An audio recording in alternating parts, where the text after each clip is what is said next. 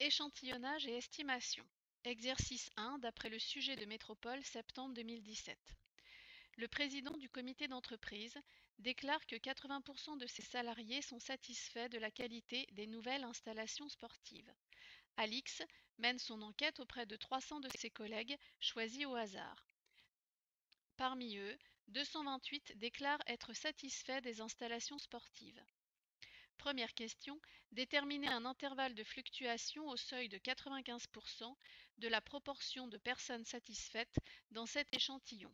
Arrondir les bornes au centième.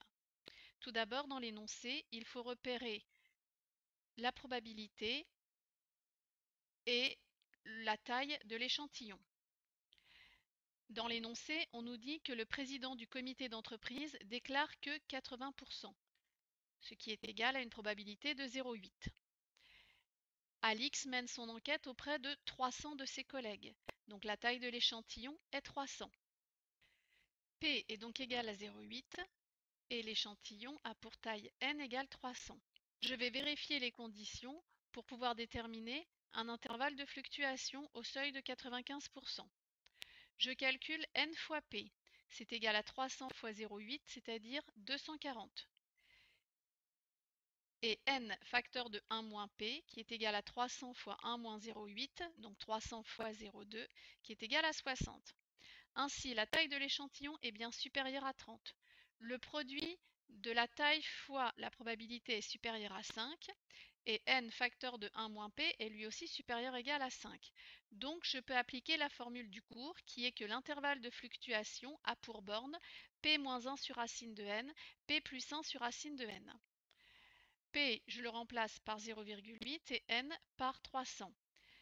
Ce qui me donne pour borne inférieure 0,8 moins 1 sur racine de 300, c'est-à-dire 0,74, et pour borne supérieure b plus 1 sur racine de n, c'est-à-dire 0,8 plus 1 sur racine de 300, c'est-à-dire 0,86.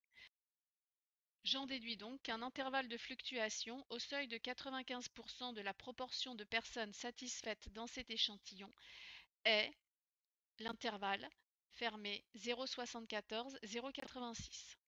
Deuxième question. Les résultats de l'enquête menée par Alix peuvent-ils remettre en question les propos du président?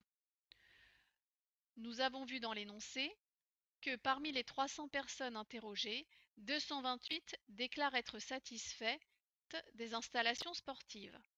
Je vais donc calculer d'abord la fréquence observée, donc effectif sur effectif total, 228 divisé par 300, ce qui me donne 0,76. La règle de décision est la suivante. Si la fréquence observée appartient à l'intervalle de fluctuation, on accepte l'hypothèse P égale 0,8 au seuil de 95%. Sinon, on la rejette. Notre fréquence observée dans l'exercice est de 0,76. 0,76 appartient à l'intervalle 0,74-0,86. On peut donc en déduire que les résultats de l'enquête d'Alix ne remettent pas en cause les propos du président. Deuxième exercice. Une entreprise fabrique des chaudières. On considère un échantillon de taille 100 chaudières prélevées au hasard dans le stock de l'entreprise. On constate que 94 chaudières sont sans défaut. Déterminer un intervalle de confiance au seuil de 95% de la proportion P de chaudières du stock n'ayant aucun défaut. Je repère la taille de l'échantillon qui est de 100 chaudières. Sur 100 chaudières, 94 sont sans défaut. Je peux donc calculer la fréquence observée. La fréquence observée est donc égale à 0,94.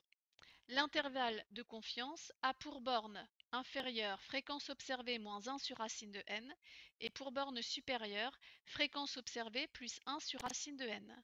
Ce qui nous donne pour la borne inférieure 0,94 moins 1 sur racine de 100, c'est-à-dire 0,84, et pour la borne supérieure 0,94 plus 1 sur racine de 100, ce qui me donne 1,04. Or, on sait qu'une proportion est toujours comprise entre 0 et 1.